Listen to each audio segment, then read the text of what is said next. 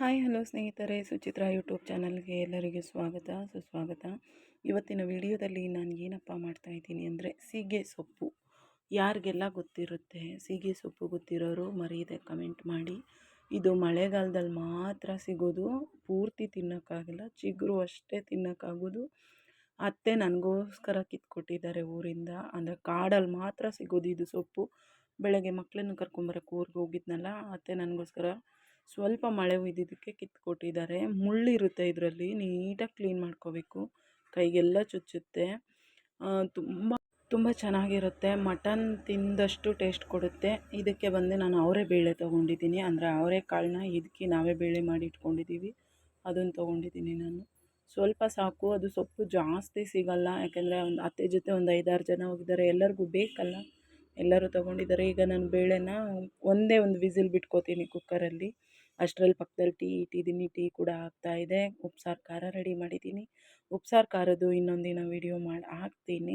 ಈಗ ಸದ್ಯಕ್ಕೆ ಬೇಳೆ ಬೇಯಕ್ಕೆ ಇಟ್ಟಿದ್ದೀನಿ. ಒಂದು ವಿಸಿಲ್ ಬಿಟ್ಟಿದ್ದೆ, ಚೆನ್ನಾಗಿ ಬೆಂದಿದೆ.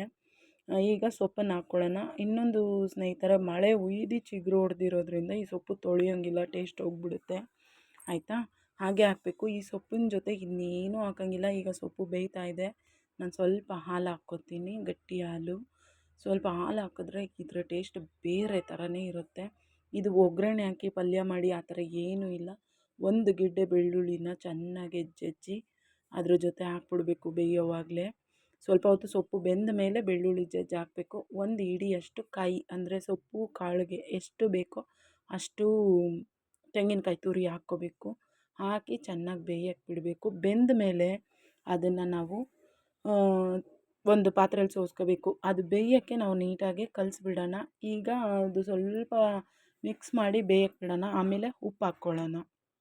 ಉಪ್ಪು ಹಾಕಿ ಕಲಿಸ್ಕೊಂಡು ಅದರ ನಂತರ ಅದು ಚೆನ್ನಾಗಿ ಕುದಿ ಬರಲಿ ಅಂತ ಬಿಟ್ಟು ನಾವು ಸ್ವಲ್ಪ ಹೊತ್ತು ಟೀ ಕುಡಿಯೋಣ. ಟೀ ಕುಡ್ಕೊಂಡು ಮತ್ತೆ ಬಂದು ನೋಡೋಣ. ಈಗ ಚೆನ್ನಾಗಿ ಕುದಿ ಬರ್ತಾ ಇದೆ.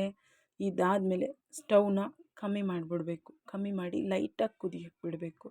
ಲೈಟಾಗಿ ಕುದಿಯಕ್ಕೆ ಬಿಟ್ಟಾದಮೇಲೆ ನಾವು ಒಂದು ಪಾತ್ರೆಗೆ ಸೋಸ್ಕೊಳ್ಳೋಣ. ಈಗ ನಂದು ಟೀ ಕುಡಿದಿದ್ದಾಗಿದೆ. ನನಗಂತೂ ಇದು ಸಖತ್ ಇಷ್ಟ, ಅದಕ್ಕೆ ಮಧ್ಯ ಮಧ್ಯ ಹಾರ್ಟ್ ಕೊಡ್ತಾಯಿದ್ದೀನಿ. ನಿಮ್ಗೆ ಯಾರಿಗೆಲ್ಲ ಈ ಸೊಪ್ಪು ಗೊತ್ತು ನೀವು ಕೂಡ ಹಾರ್ಟ್ ಕೊಡಿ, ಕಮೆಂಟು ಹಾಕಿ. ಉಪ್ಸಾರು ಖಾರ ರುಬ್ಬಿದ್ದೀನಿ, ಟೀ ಕುಡಿದಿದ್ದಾಗಿದೆ. ಈಗ ನಾವು ಚೆನ್ನಾಗಿ ಬೆಂದಿದೆ ಸೊಪ್ಪು, ಸೋಸ್ಕೊಳ್ಳೋಣ.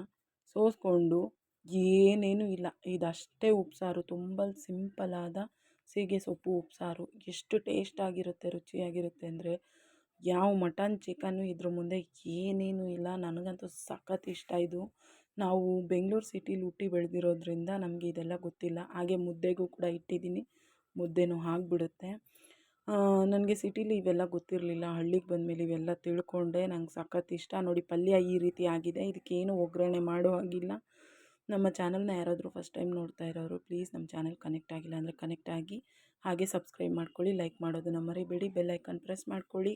ಮರೀದೆ ಸೀಗೆ ಸೊಪ್ಪು ಗೊತ್ತಿರೋರೆಲ್ಲ ಕಮೆಂಟ್ ಮಾಡಿ. ಬಾಯ್.